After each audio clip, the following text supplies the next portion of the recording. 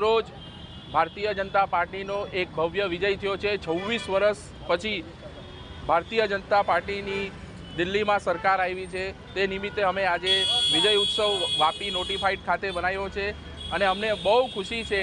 તો આજે અમે અહીંયા ફટાકડા ફોડ્યા વંદે માતરમ ચોક પર અને હર એકબીજાનું મીઠું મોં કર્યું। આગળ પણ આવી જ રીતે અમારી સરકાર વધતી રહેશે અને આજે માત્ર ભારતીય જનતા પાર્ટી નહીં પણ લોકોની જીત છે। જે અરવિંદ કેજરીવાલ જે આમ આદમી પાર્ટીના જે ખોટા કાવતરા કરીને જે બધા ખોટા લોકોને વિશ્વાસમાં લઈને જે કરતા હતા, આજે લોકોની જીત છે દિલ્હીમાં અને આગળ અમારી પાર્ટી વિકાસના કામ કરતી રહેશે। અસ્તુ ભારત માતા કી જય, વંદે માતરમ, ભારત માતા કી જય।